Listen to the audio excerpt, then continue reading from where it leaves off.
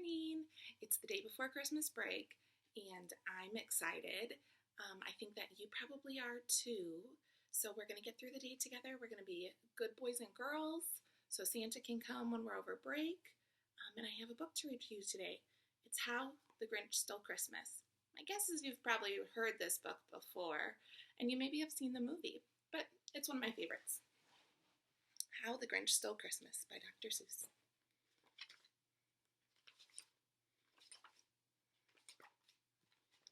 Every Who down in Whoville liked Christmas a lot. But the Grinch, who lived just north of Whoville, did not. The Grinch hated Christmas the whole Christmas season. Now please don't ask why. No one quite knows the reason. It could be his head wasn't screwed on just right. It could be, perhaps, that his shoes were too tight. But I think the most likely reason of all may have been that his heart was 2 sizes too small. But whatever the reason, his heart or his shoes, he stood there on Christmas Eve, hating the Whos, staring down from his cave with a sour, grinchy frown at the warm, lighted windows below on their town. For he knew every Who down in Whoville beneath was busy now hanging a mistletoe wreath.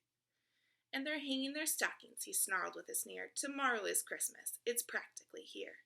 Then he growled, with his Grinch fingers nervously drumming, I must find some way to stop Christmas from coming, for tomorrow he knew. All the Who girls and boys would wake bright and early, they'd rush for their toys, and then, oh the noise, noise. The one thing he hated, the noise.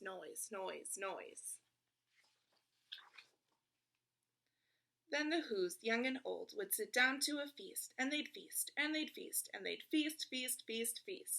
They would feast on Who pudding and rare Who roast beef, which was something the Grinch couldn't stand in the least.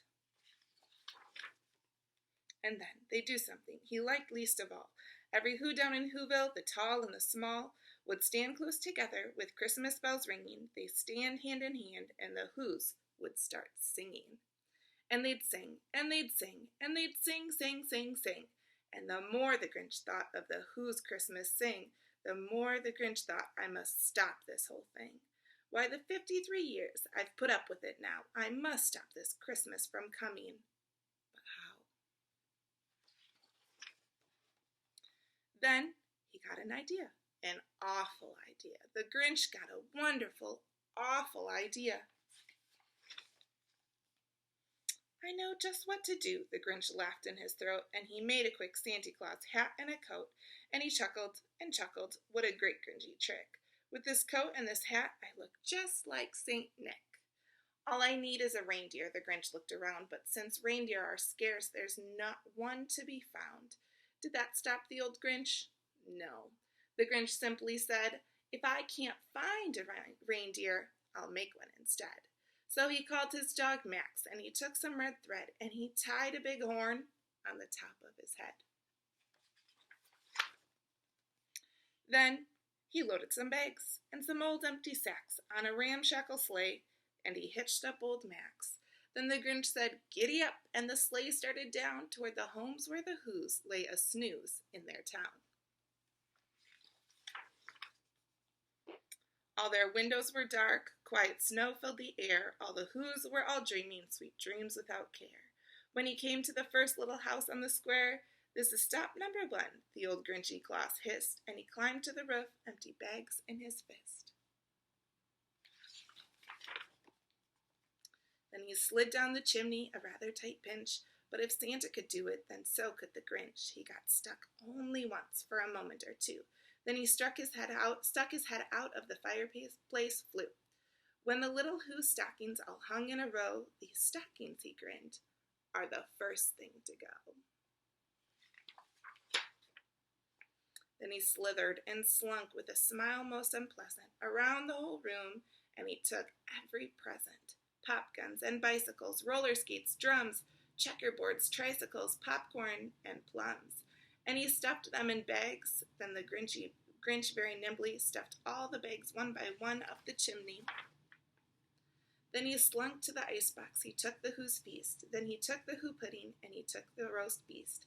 He cleaned out the ice box as quick as a flash. Why, that Grinch even took their last can of Who Hash. Then he stuffed all the food up the chimney with glee. And now grinned the Grinch, I will stuff up the tree.